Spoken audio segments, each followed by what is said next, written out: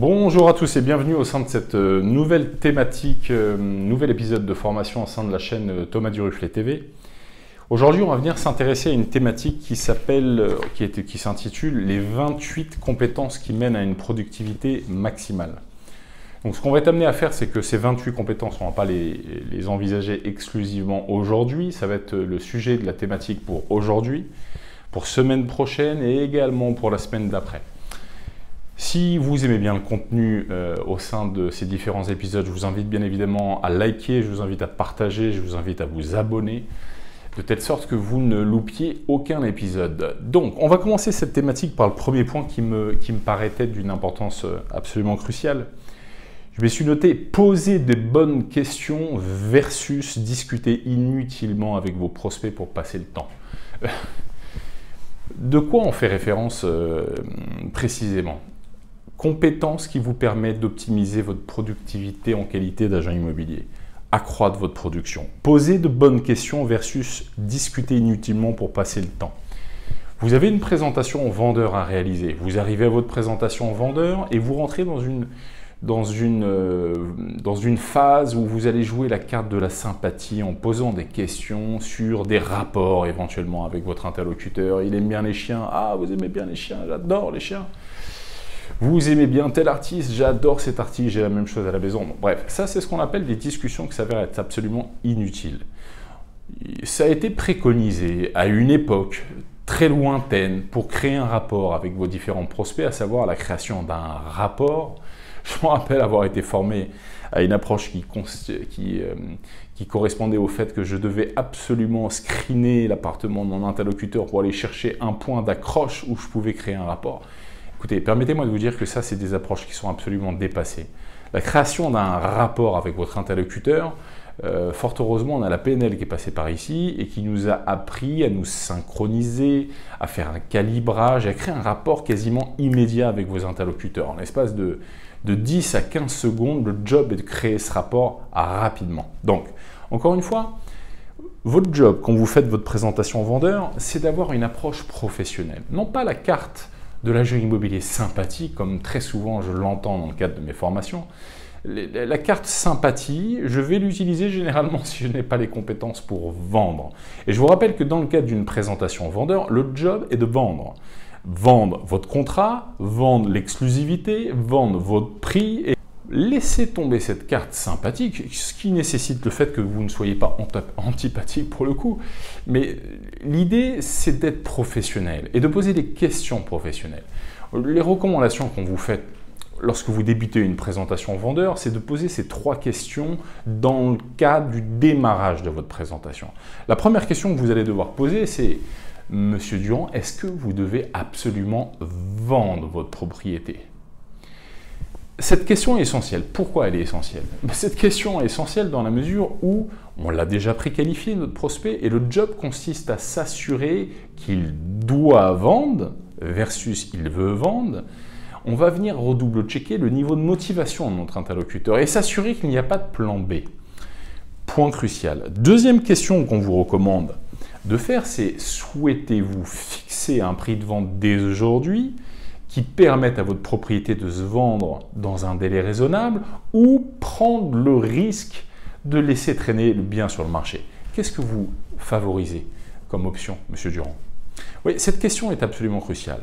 Pourquoi? Et désormais, le prix. Bien évidemment, vous allez rapidement comprendre qu'il y a une corrélation évidente entre le niveau de motivation de votre interlocuteur et le prix qu'il va demander. Troisième question qui est absolument essentielle, c'est vous voulez me confier la vente de votre propriété. Donc ce point, il est crucial également parce que vous avez fait votre travail de préqualification, vous débutez votre présentation. Dès le démarrage, le job, c'est d'enclencher sur le fait que lui poser la question s'il souhaite vendre par votre intermédiaire. Vous avez le droit et vous avez le devoir de lui poser la question dès le début de la présentation.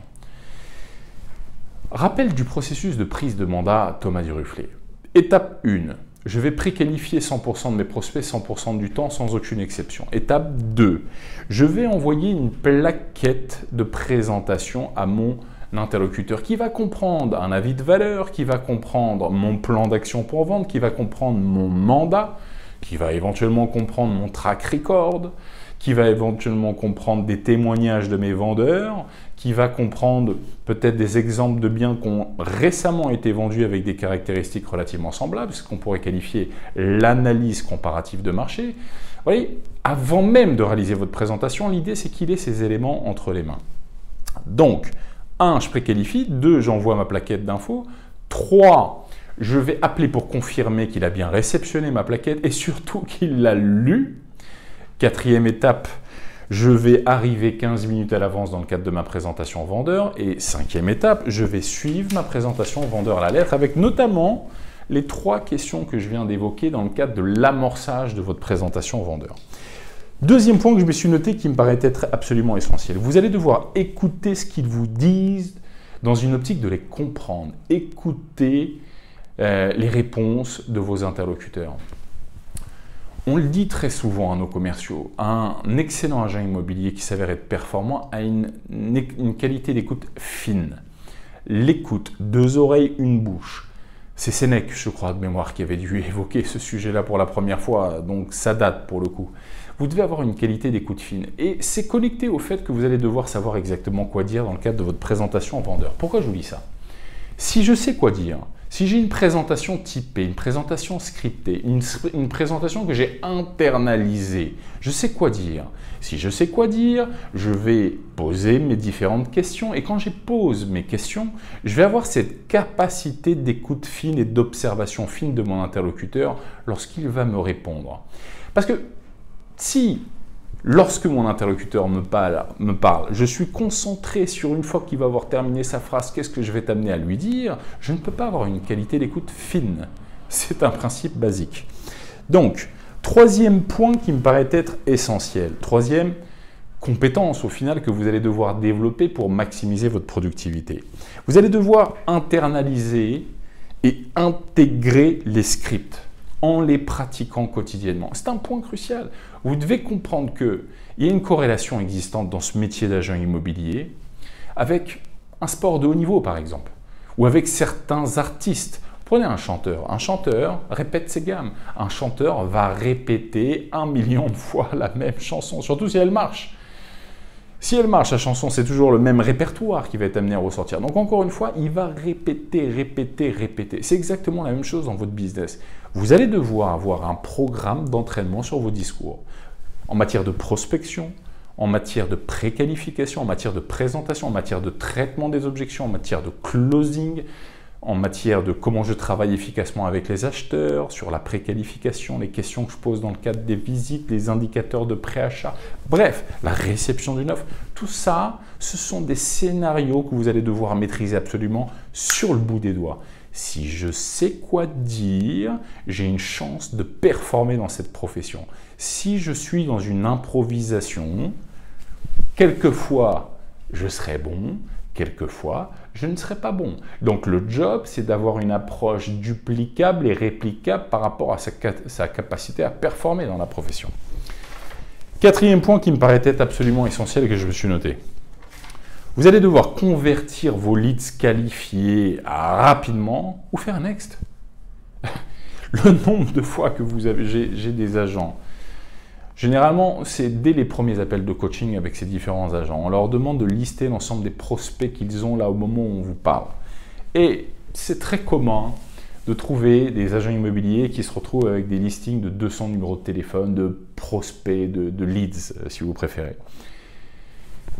Et ça ne sert à rien d'empiler des leads. Okay? Si vous avez un prospect, si le prospect il a un projet, un timing imminent et qu'il est prêt à avancer dès aujourd'hui, le job c'est de le convertir le plus rapidement en rendez-vous ou faire next. Certains me diront « Ah oui, mais tu risques de le perdre. » Mais oui, mais ça ne sert à rien de s'asseoir sur une relation où, encore une fois, votre client, il n'est pas encore client, ce n'est qu'un prospect. Donc, soit vous faites next pour le rencontrer et il peut devenir votre client, soit vous passez à autre chose. Ce n'est pas plus compliqué que ça. 5e point, mesurez rapidement la motivation d'un prospect vendeur ou d'un prospect acheteur. Et j'ai envie de vous dire que probablement ça s'acquiert avec un peu d'expérience, mais les agents immobiliers les plus performants qui réalisent des niveaux de production, important, c'est-à-dire plus de 50 transactions à l'année. D'une manière générale, ils ont tous cette capacité à lire entre les lignes, avoir cette capacité à capter le fait qu'ils sont motivés ou pas. Parce qu'encore une fois, que ce soit un vendeur ou un acheteur, vous serez amené à gagner de l'argent exclusivement avec des personnes qui ont un projet imminent et qui ont une réelle motivation à acheter ou à vendre. Donc, dans le cadre de vos conversations, vous allez devoir comprendre ce qu'ils essayent de faire, vos prospects. Vous allez devoir comprendre, est-ce que oui ou non, il y a un réel motif pour passer à l'action. Gardez toujours à l'esprit, motivation, motif pour passer à l'action. Plus vite vous allez vous en rendre compte, mieux vous vous porterez. Un autre élément sur ce sujet-là. Vous devez bien comprendre que sur votre secteur géographique, vous avez au moment où je vous parle des deals qui se font, vous avez un vendeur extrêmement motivé à vendre et un acheteur extrêmement motivé à acheter et il y a un deal qui se fait là au moment où je vous parle. Donc si vous vous concentrez sur des prospects qui ont des horizons d'achat par exemple à horizon 3 à 6 mois ou des prospects vendeurs qui devront vendre si et seulement si le prix est le bon à horizon 3 à 6 mois. Si vous ne travaillez qu'avec des interlocuteurs qui ont des projets à 3 à 6 mois, vous n'allez pas gagner d'argent. Vous allez jeter vos commissions à des agents immobiliers qui vont être focus pour faire des deals maintenant. Donc comprenez bien la démarche. Concentrez-vous sur des prospects qui ont un projet imminent. Que ce soit côté vendeur ou que ce soit côté acheteur. Crucial. 6e point, dernier point pour aujourd'hui.